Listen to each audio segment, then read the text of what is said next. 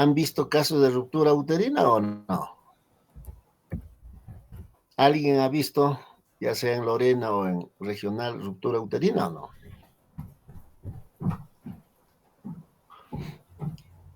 ¿Nadie? No, doctor. Perfecto. A ver, ¿qué idea tenemos de ruptura uterina? ¿Alguien puede mencionar o no? ¿Qué idea tenemos? ¿Qué conocemos de ruptura uterina? ¿Qué sabemos de ruptura uterina?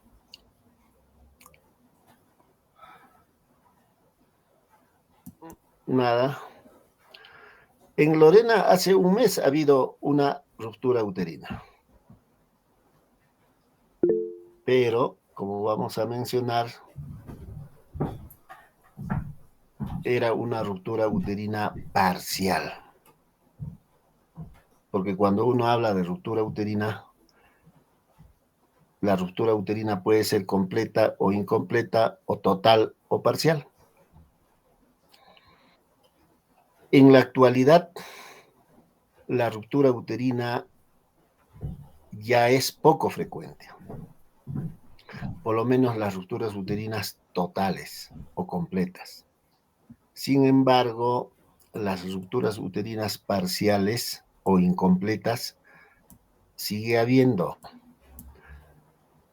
¿Por qué sigue habiendo? Porque las rupturas uterinas parciales o incompletas más están relacionados con antecedentes de cesárea. Y después de una cesárea, opción de parto vaginal. Ahí observamos. En algún momento les decía, la ruptura uterina está dentro del grupo de causas de hemorragia de la segunda mitad del embarazo. Y cuando uno habla de segunda mitad del embarazo, estará pues la placenta previa, el DPP, ruptura uterina y ruptura de basa previa. Como les mencionaba, antes se veía más frecuentemente las rupturas uterinas y en la actualidad menos frecuente. Entonces preguntarán ustedes, ¿por qué antes sí, por qué ahora un poquito menos? Porque antes,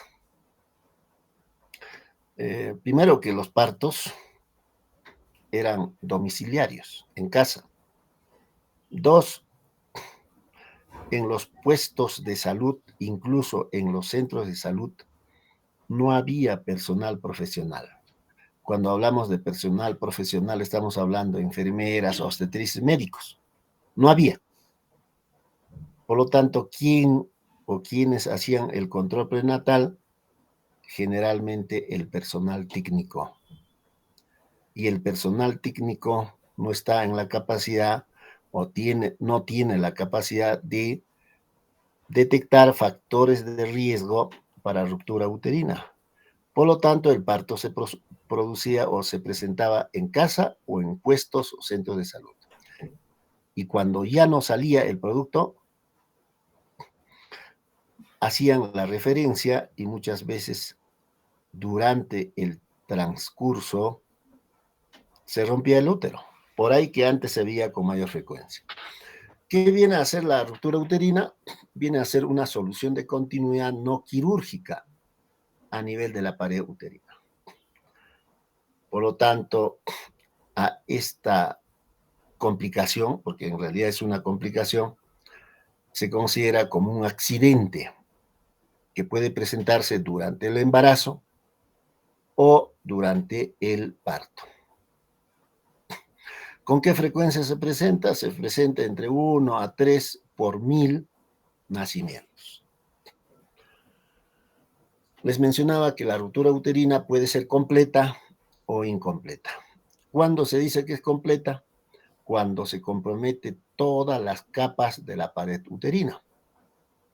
Mientras la incompleta, conocido también con el nombre de dehiscencia del músculo uterino, en la que está intacto el peritoneo visceral. Vale decir, en este caso hay compromiso de la decidua y hay compromiso del músculo uterino, pero está intacto el peritoneo visceral. Para que exista ruptura uterina, existe un factor de riesgo que podría ser o que es antecedentes de una cesárea en esta gestante que está en trabajo de parto o que está gestando, antecedentes de cesárea. La ruptura uterina completa es una complicación obstétrica grave, no solo para la gestante, sino también para el producto de la gestación. Porque cuando se presenta una ruptura uterina, puede haber una serie de complicaciones, por lo tanto es alta la morbilidad, pero también es alta lo que es la mortalidad. Eso sería, por ejemplo, imagen de un útero gestante en la que se produce una ruptura uterina, en la que hay compromiso desde el fondo uterino, el cuerpo, segmento e incluso el cuello uterino. Hay una serie de formas de clasificar a la ruptura uterina. Por lo tanto, podemos clasificar según su causa, según la localización, según el grado de profundidad y según el momento. De estas clasificaciones, generalmente, ustedes van a ver que se clasifica según el grado de profundidad de la lesión. Según su causa, puede ser espontáneo. Las rupturas espontáneas se producen con o por la dificultad en la progresión del parto.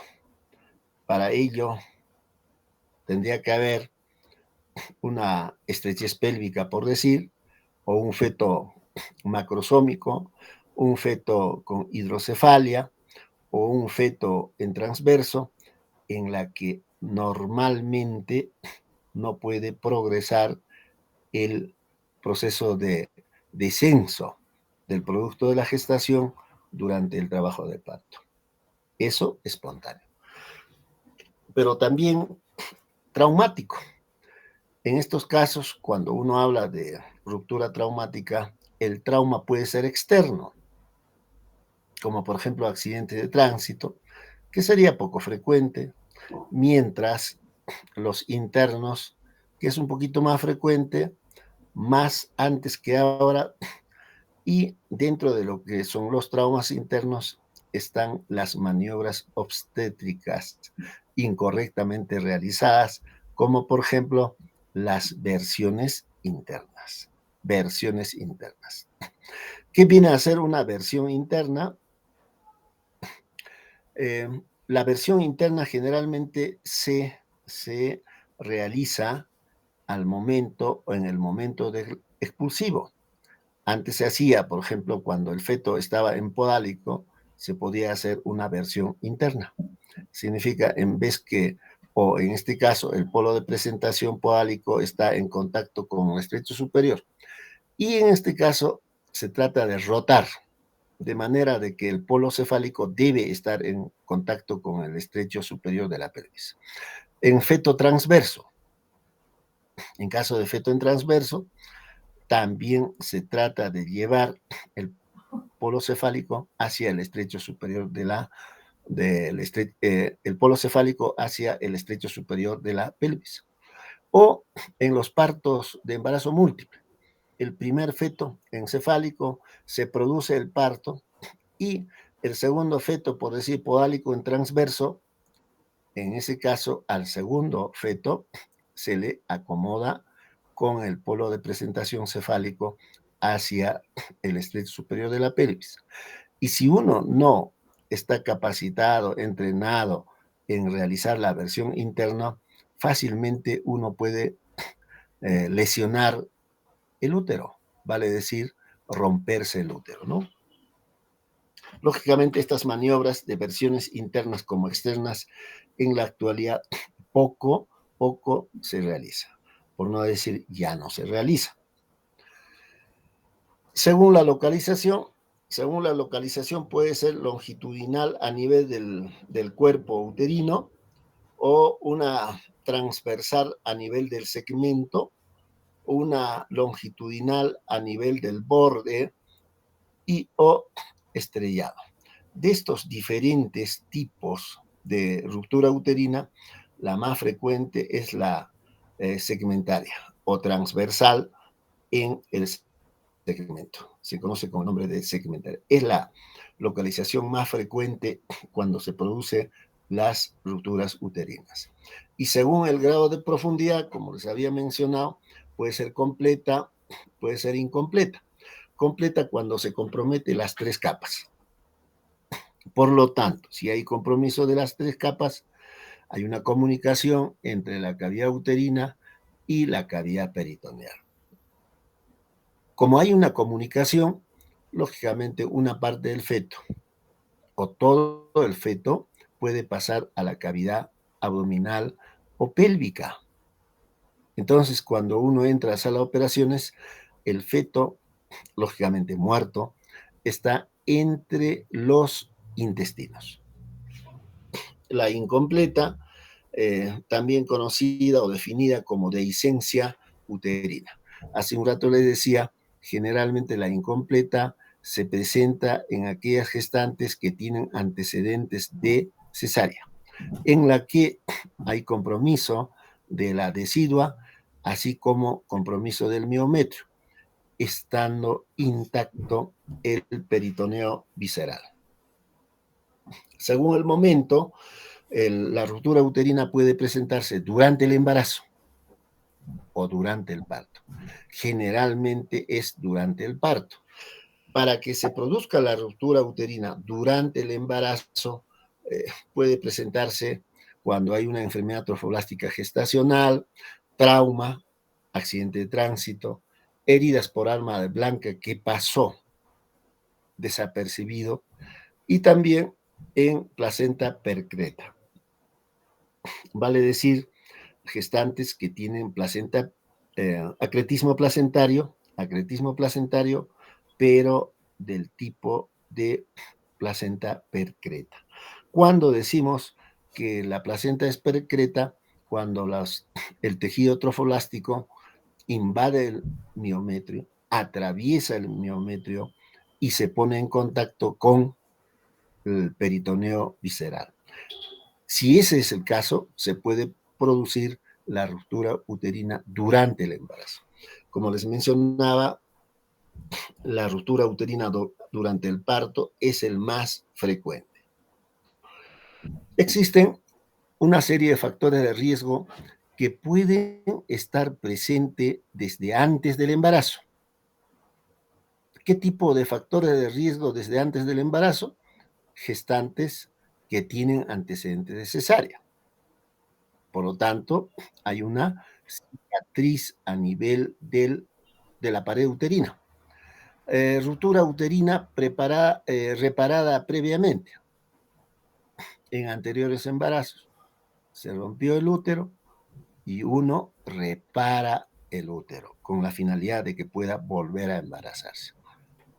Miomectomía. Gestantes que tienen antecedentes de miomectomía. Miomectomía es aquel procedimiento en la que una gestante que tiene mioma solo se extrae el mioma y se deja el útero para que pueda embarazar. Pero como genera un proceso cicatricial, este proceso cicatricial se puede romper. Y también perforaciones uterinas en aquellas mujeres que han tenido legrado uterino por alguna razón. También factores de riesgo que está presente antes del parto, vale decir, durante el embarazo. O sea, se presenta factores de riesgo durante el embarazo. Dentro de ello, el más frecuente será estimulación del trabajo de parto, ya sea con oxitocina o ya sea con prostaglandina.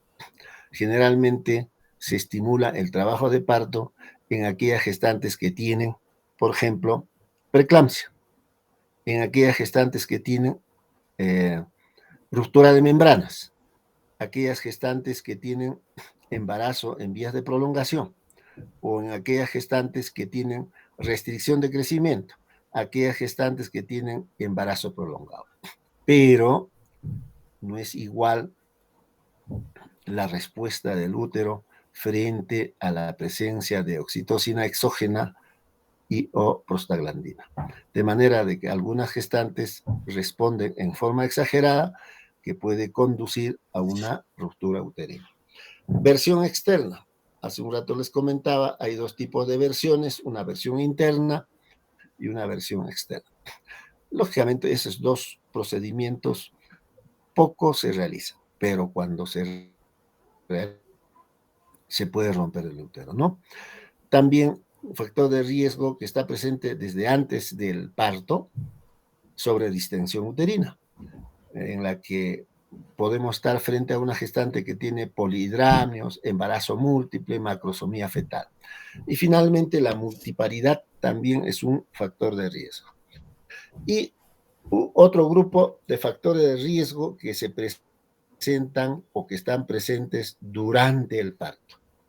Y durante el parto les mencionaba, por ejemplo, en caso de embarazo múltiple, una versión interna, un parto instrumentado, significa, podemos aplicar el forceps, el vacuum, extracción manual de placenta, que es lo que hacemos, y lo que generalmente se hace es este factor, maniobras de Christeller, como observarán en la segunda imagen, cuando la gestante no realiza los pujos adecuados, el ayudante del quien hace el parto puede presionar en el fondo uterino y eso generar una ruptura uterina. Razón por la cual en la actualidad la maniobra de Christeller ya no se debe de realizar o si se realiza excepcionalmente.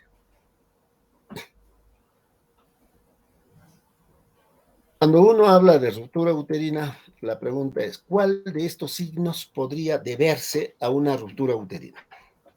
Entonces, antes que se rompa el útero, hay un término que se llama inminencia de ruptura uterina.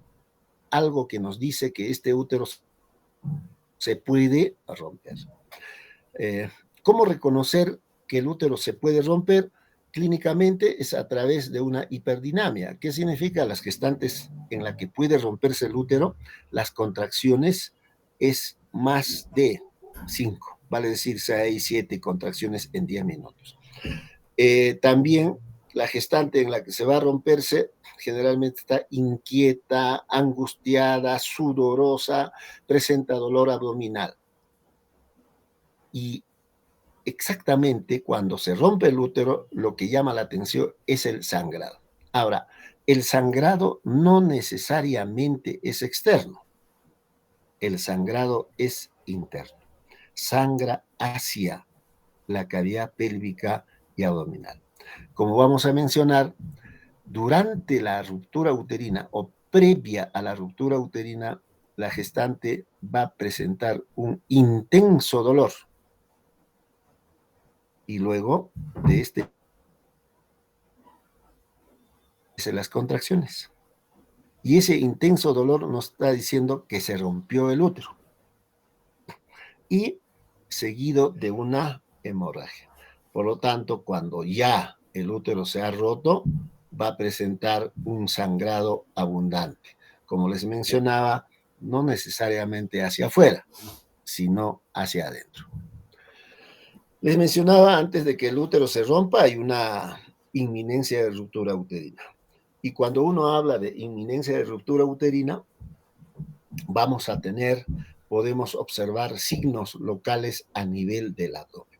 ¿Cuáles son esos signos locales a nivel del abdomen? Es el signo de Van o signo de Banda y el signo de Frommer. Pero también va a haber signos locales a nivel de la vagina. ¿Cómo se llama ese signo local a nivel de la vagina? Es el signo de Pinar. Pero también podemos tener signos generales, como que la paciente está inquieta, agitada, angustiada, sudorosa. Y ahí tenemos que sospechar, ¿no? ¿En qué consiste el signo de Pinar? El signo de Pinar consiste en que el cuello uterino está edematizado y está cianótico. Y hay una hemorragia externa. Generalmente es escaso y es oscuro, ¿no? Cuando uno habla de signo de Van o Vandal, es el que más observamos, hay una distensión pronunciada del segmento inferior del útero. Por lo tanto, el anillo limitante de este signo se desplaza hacia la proximidad del ombligo. Y cuando uno observa el abdomen tiene la forma de un reloj de arena. Y la cintura de ese reloj de arena está a nivel de la cicatriz umbilical. Y el segmento está abombado y, lógicamente, el cuerpo y el fondo uterino también está abombado. El signo de Fromel se ve, pero hay que ser muy observador como para detectar, ubicar este signo de Fromel. ¿En qué consiste el signo de Fromel? La explicación del signo de Fromel es el estiramiento exagerado de los ligamentos redondos, que se palpa como cuerdas laterales tensas y engrosadas. ¿Por qué se forma? Porque el cuerpo y el fondo uterino se va desplazando progresivamente hacia la región cefálica, hacia el epigastrio, de manera de que los ligamentos redondos se van estirando, edematizando, cianótico, y cuando uno hace la palpación, va a dar la impresión de que estamos frente a una cuerda tensa y dura, ¿no? Y el signo de Pinar, como les había mencionado, hay edema a nivel del cuello uterino, hay cianosis a nivel del cuello uterino, el cuello uterino está friable y presenta una secreción sanguinolenta, por eso que pierde sangre oscuro y escaso. Esa es la característica. Y si uno está monitorizando estas gestantes, se supone conoce a través del tacto cuánto de dilatación y cuál es la altura de presentación. Generalmente el polo de presentación está impactado, está a nivel del orificio cervical externo, a nivel del cuello uterino, lógicamente está impactado, ¿no? Y ese dato va a ser importante para después. Eso, lógicamente, es una amenaza de ruptura uterina. Vale decir que esto, lo que les mencionaba, el cuello uterino cianótico, equimótico, sanguinolento, y si uno observa, dice, acá se va a romperse el útero, ¿no? Cuando se produce ya la ruptura uterina, las manifestaciones locales, les mencionaba que hay un dolor agudo, señal del instante de ruptura uterina. Después de ese dolor, hay un cese repentino de las contracciones. El feto se palpa fácilmente porque ya está fuera de la cavidad uterina, solamente está protegido por la pared abdominal, por lo tanto fácilmente uno puede palpar la cabeza, el codo, la rodilla, los pies, las manos. Y el útero se palpa como un tumor duro, y si hacemos miccionar o colocamos sonda, vamos a obtener una orina hematúrica. Y a nivel de vaginal, si hacemos un tacto vaginal, ya no encontramos el polo de presentación.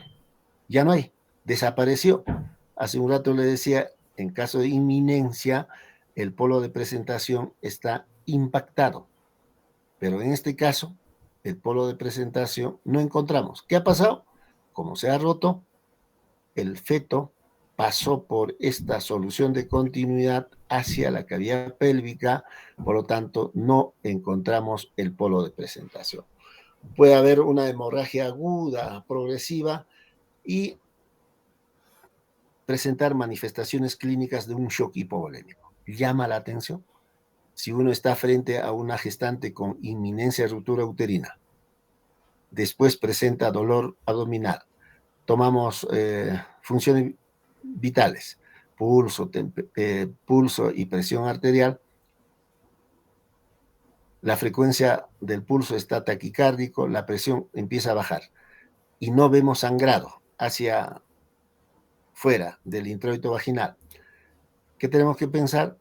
Ha habido una ruptura, la hemorragia es interna y ya está comprometiendo funciones vitales. Vale decir, ya está presentando alteraciones hemodinámicas. Esto, cuando uno entra a sala de operaciones, realiza la paroscopía o la paratomía. Esta es la zona que se rompió el útero. ¿Cómo hacemos el diagnóstico? El diagnóstico básicamente es clínico, ¿no?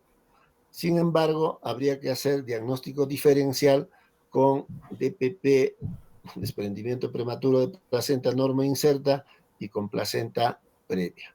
Y estos son las características de cada uno de ellos. En lo que respecta a placenta previa, si hablamos de comienzo, cómo inicia placenta previa, es insidioso, es lento. En caso de DPP es de un momento a otro brusco. Igual en ruptura uterina el inicio es brusco. En lo que respecta a sangrado, en placenta previa es rojo rutilante, es generalmente de evolución prolongada y el sangrado aparece, desaparece, por eso dice recidivante. En caso de DPP, el sangrado es escaso, oscuro con presencia de pequeños coágulos. Y en caso de ruptura uterina, la hemorragia vaginal es variable. Hacia afuera, lógicamente, hacia adentro, el sangrado es abundante. Por lo tanto, puede haber un shock hipovolémico. ¿Por qué? Porque la sangre está acumulada a nivel de la cavidad pélvica. El estado general de la gestante, en caso de placenta previa, es bueno, DPP es malo y muy malo en ruptura uterina. El estado fetal, en caso de placenta previa, no se afecta el producto de la gestación, y en caso de DPP sí, pues, se afecta. Por lo tanto, podemos encontrar que el feto está en sufrimiento o está muerto. Igual en caso de ruptura uterina, el compromiso fetal es grande, por lo tanto, el estado fetal está afectado y alta morbilidad y alta mortalidad. ¿Cómo está el tono uterino en caso de placenta previa? Normal. ¿Cómo está el tono uterino en caso de DPP? Hipertónico, útero tetánico. ¿Y cómo está el tono en caso de ruptura uterina? Hay una atonía. ¿Cómo está el dolor en caso de placenta previa? No hay dolor. En caso de DPP sí hay dolor, útero doloroso, y en caso de ruptura uterina también hay un dolor intenso en el momento de la ruptura uterina, pero después desaparece. Generalmente la placenta previa está asociado a embarazo múltiple, antecedentes de cesárea, multiparidad, edad avanzada. Mientras DPP está asociado a preeclampsia, hipertensión arterial crónica, polidrámeos, déficit de ácido fólico, consumo de alcohol, tabaco y la multiparidad. Y la ruptura uterina está asociado a básicamente antecedentes de cesárea, vale decir cicatriz uterina, ya sea por cesárea, ya sea por miomectomía, ya sea por perforación uterina, como consecuencia de un legrado uterino, o ruptura uterina previa, ¿no? ¿Cómo hacemos el diagnóstico de placenta previa? Es a través de la ecografía, ¿no? ¿Y cómo hacemos el diagnóstico en DPP? Es básicamente clínico. Igual en caso de ruptura uterina es clínico, ¿no? Y el manejo en caso de placenta previa es cesárea. Podemos dar opción parto vaginal en caso de placenta previa marginal y placenta previa de inserción baja, pero generalmente termina por cesárea. En caso de DPP, generalmente es DPP o generalmente es cesárea, ¿no? Ahí no hay que le doy chance por vía vaginal, salvo, les comentaba en la clase, cuando la gestante llega con una dilatación de 8, 9, 10, ahí le podemos dar opción a parto vaginal, pero en sala de operaciones. Y en caso de ruptura uterina, va a terminar en cesárea y a la vez en histerectomía, ¿no? A ver, un segundito. ¿Aló? ¿Aló? Sí, dígame. El manejo va a depender si nosotros hemos detectado, diagnosticado en una inminencia o en una ruptura. Va a ser diferente el manejo, ¿no?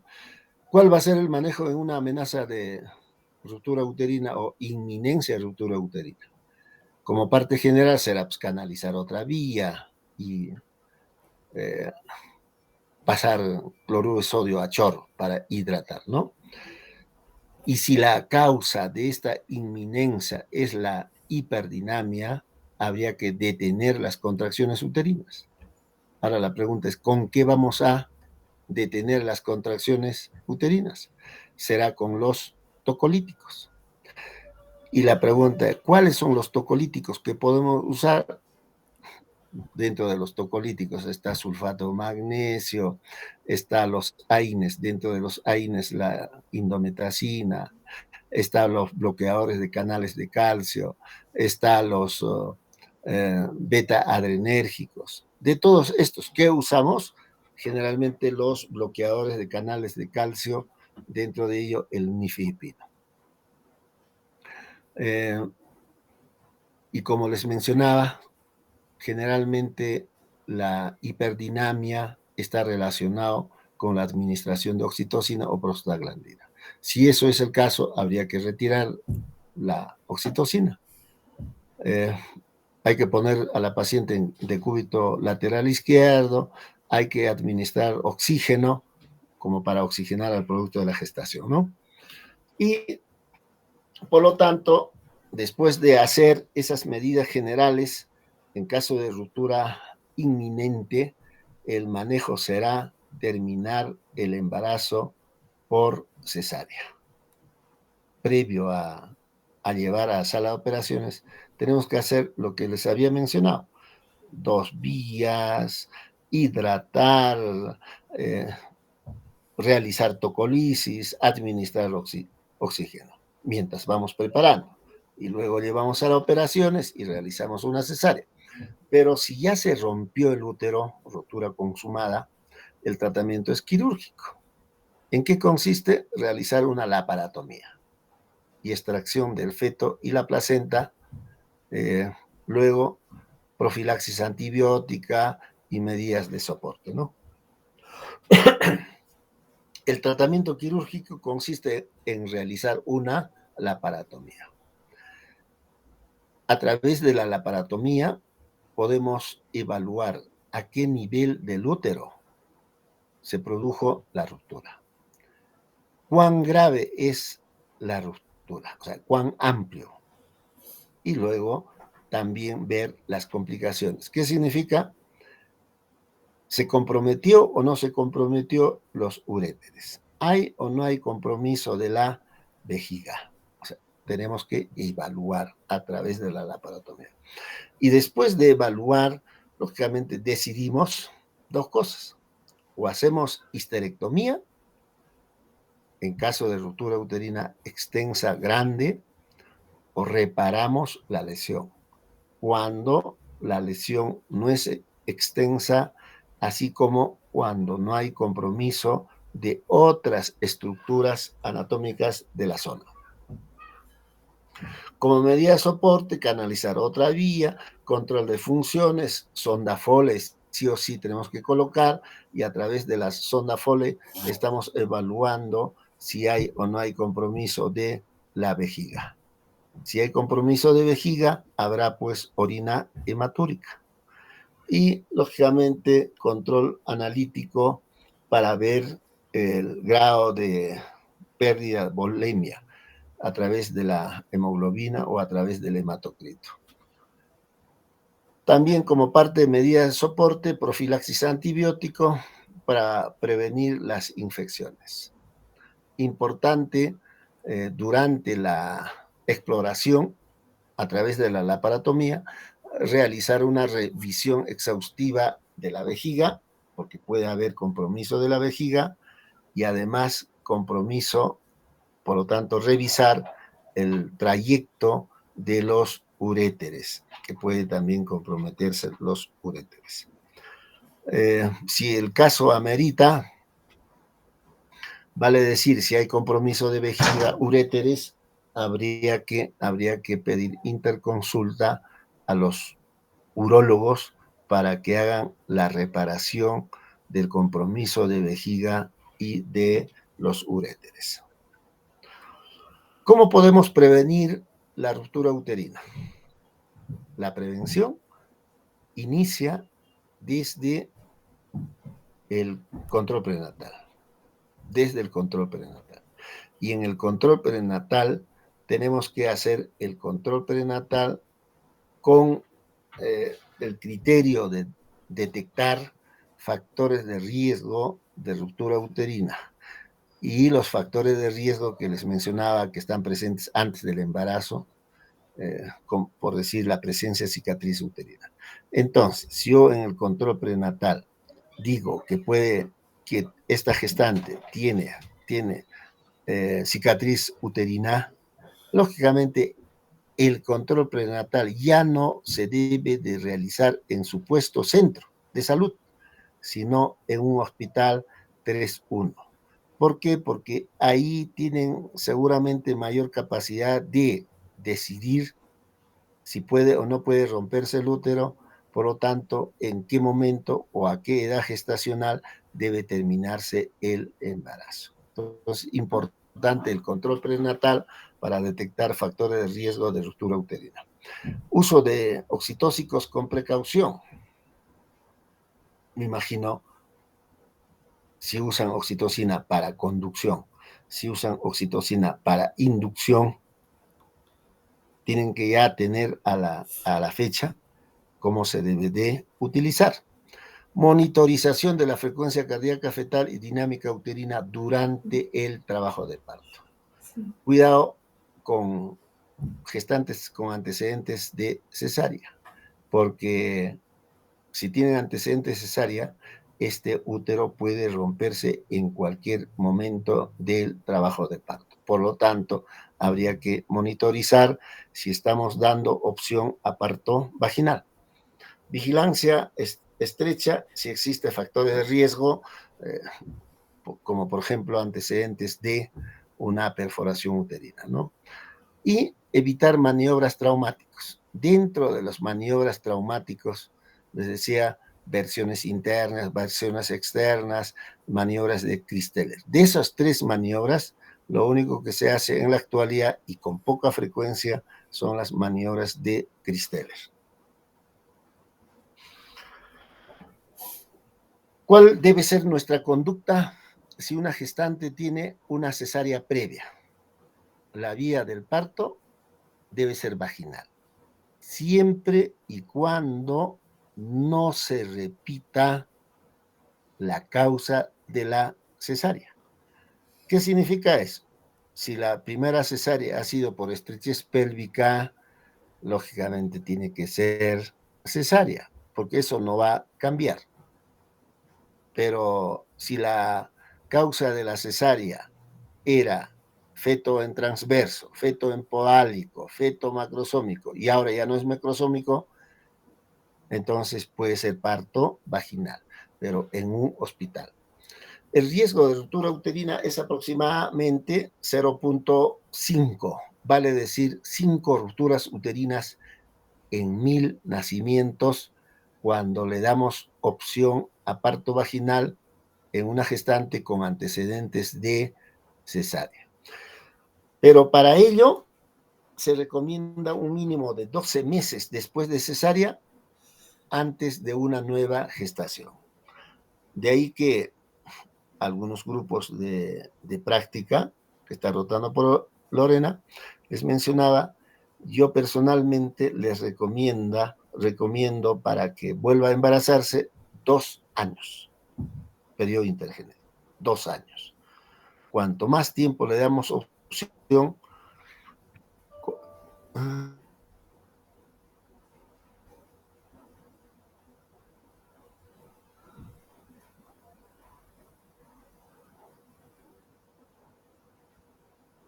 Doctor, no se le escucha.